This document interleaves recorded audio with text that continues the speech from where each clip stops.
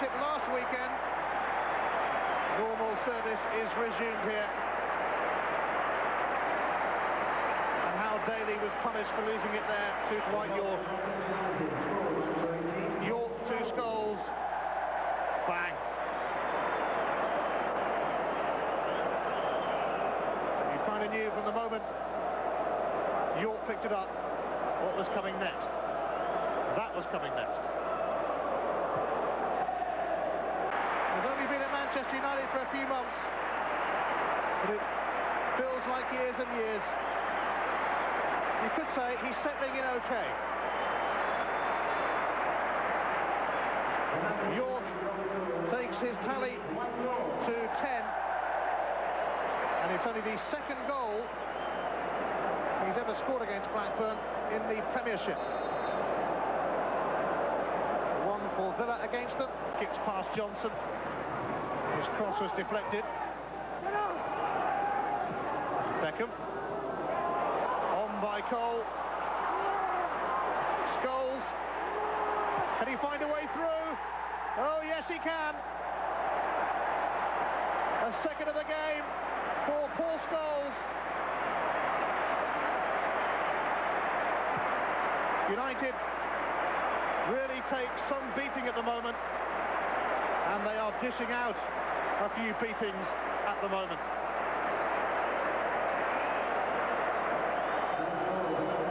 Cole nicked it on to Scholes, who got it back from York. Just as it looked like the opening wouldn't be there, he made sure the opening was there. And to think that Scholes...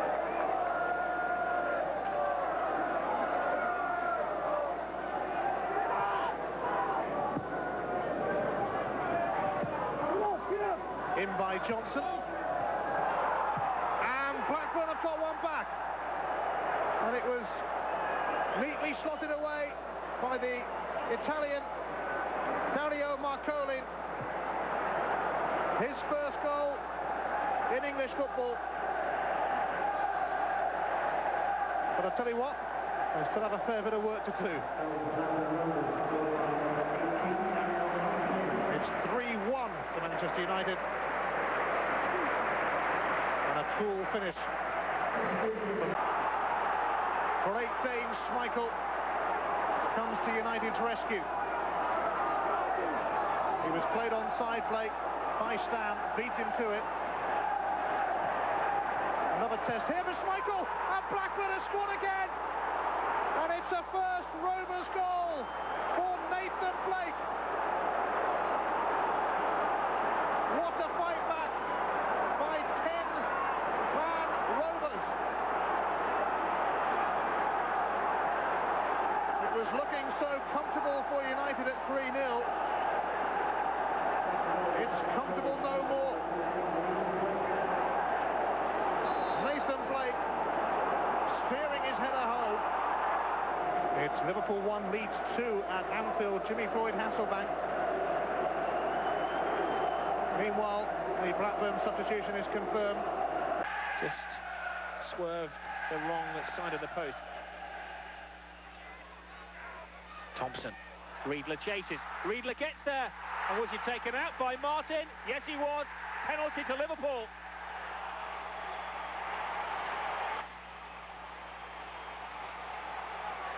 Well, Karl-Heinz Riedler was left dazed on the floor. He chased the ball bravely. Martin had to come. And Riedler took a battering.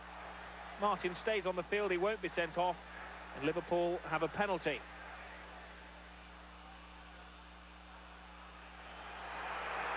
Now then, Robbie Fowler. Talk about pressure. Can Fowler handle it? A hop, the skipper, jump for goal. And maybe the French Revolution begins at Anfield.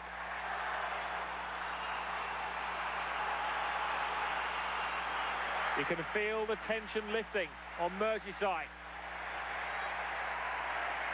Well, it took a brave man to take a penalty in that situation. And you can see there that Robbie Fowler is one relieved man. The first goal in the Gerard Houllier regime.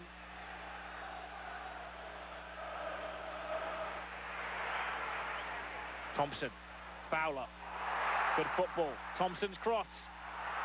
Leonardson's shot blocked. Flamboyant football from Liverpool, and Thompson goes down.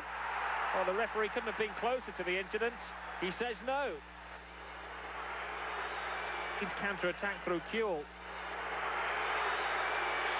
Kuehl to Hopkin, all alone. Puts in a shot well blocked by Bjornaby, but Leeds equalise through the youngster Alan Smith. Virtually his first kick in the Premiership, and he cannot believe it. He's been on the field about 4 minutes. He hadn't had a kick until then. And then he showed his promise with an instinctive goal at the coffin. Leonardson gets under the feet of Hopkin. Hopkin does well, and Ince shoved him off the ball. There's a little off-the-ball incident between Hopkin. Meanwhile, Hasselbank through, and Hasselbank scores! Hasselbank pounces for Leeds' second goal in a minute. What did Gerard Houllier say? He wanted to build the new foundations on concrete and not sand.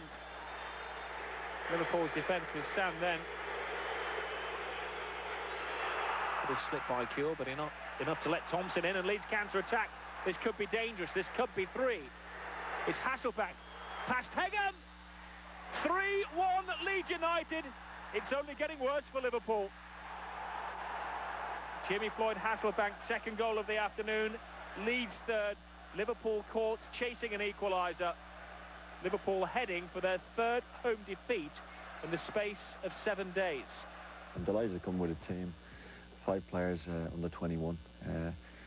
I'm so pleased for the players because we played so well on Wednesday night and threw away at the very end. And I just said to them before the game, well, let's put the sadness of the other night behind us, and let's go out and win here, no better place.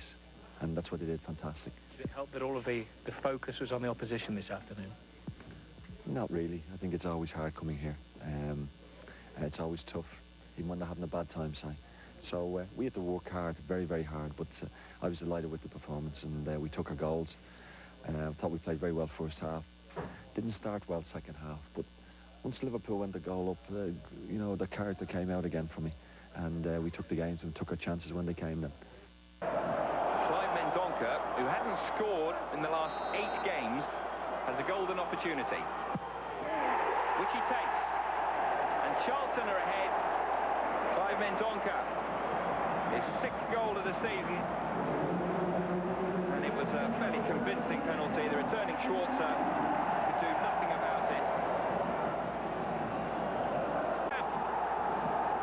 It's a super header, and at last a bit of urgency about Middlesbrough's attack, and Phil Stamp finishes off this teed up cross with a terrific header that gave Illich no chance whatsoever. His first goal in nearly 2 years. So 90 minutes on the clock, and Chris Powell to take this corner for Charlton. Away by Rickard, only as far as Robinson, who knocks it in. Appeal, the arms go up, the ball goes in, and what looked just for a moment like a last-minute winner has been disallowed. Powell's corner, they thought they got it away, and then Robinson just knocked it back in, and there's a definite push there by Redfern before Hunt turned it into the back of the net. Well, Mike Riley has added on just about 2 minutes. Nothing premature about these celebrations. This is the Villa team that had just set a club record for the best ever start to a season. Their newest recruit was as proud as the rest of them. We've helped Aston Villa get a record. You know, that's what the photo was about. It was just about getting a club record, and that was a nice feeling as well. But for all his modesty, the day was Dion Dublin's. A hat-trick that's made him in just 2 games Villa's joint top scorer. Since I've been watching the Villa, they've never had a 6-yard box striker. We've always had Collymore or York that have gone out for the ball, and had like Joachim in the middle. Nobody to sort of knock the ball in the easy chances. So if Dublin's there to knock in the easy chances, then let's hope we're there all the way. I don't know about easy, though. A collection of 3 classic strikers' goals, more like. The first in the 3rd minute from Steve Watson's cross. Dublin had stolen in unmarked behind Stan Collymore, angling his header with accurate power past Paul Jones's dive. To Southampton's credit, they clawed their way back into the game through the first half. Close on half-time, Matt Le Tissier almost equalised. 8 minutes after the break, he did. Just reward for a lot of hard work. Shielding the ball, twisting and turning across the box until he'd worked himself an opening. Matt Le Tissier's not short of fight. If Ugo Ehiog had turned the ball into his net rather than onto the crossbar in the next minute, who knows what might have happened. We could have been 2-1 up and then they go up the other end and score a goal. I think, again, it's a case of not keeping the back door shut when you're on top. If we keep making the same mistakes, then we've got to do something about it. Instead, Saints fell victim to a classic sucker punch in the 56th minute. Lee Hendry, inspired by his England call-up maybe, ran through midfield. Dublin's second. The shot from the edge of the box hit first time, curling past Jones. And from then on, Villa ran the show. Dublin could and should have clocked up his hat-trick in the 69th minute, but he had to wait for a brilliant Paul Merson goal, Villa's third. Stan Collymore's beautifully weighted pass putting Merson through to sweep the ball home first time with 13 minutes to go. The third goal was just pure Merson. Just pure Merson. It was an outstanding goal. I got a bit excited with that one, but Stan did very well again to pick out Merson to put him in for the goal. But after last week's disallowed hat-trick goal, though, Dublin would not be denied. 5 minutes from the end, a superb piece of poaching in the 6-yard box from Ehiog's knockdown. This is a man who's enjoying his job and his new employer. He just said to me, mainly said to me, go and enjoy it, really. Just go and play, and, the goals will come if you enjoy your football. And they've helped me, they've put a lot of crosses in. They've put me in, one-on-one on goal, and unfortunately I missed today, but I put the other one away. So it's been nice, and it's been very easy to play for the last 2 games, but it's early days yet. A word about Dion Dublin. What a start he's had. just one word. Well, a bit more, please. Well, he set himself a standard, to be fair. 5 goals in 2 games, my God, if he don't score next week, he's in trouble.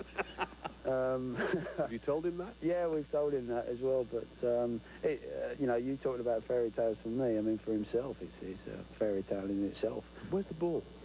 I'm not telling you. It's upstairs somewhere, and nobody's getting nowhere near it.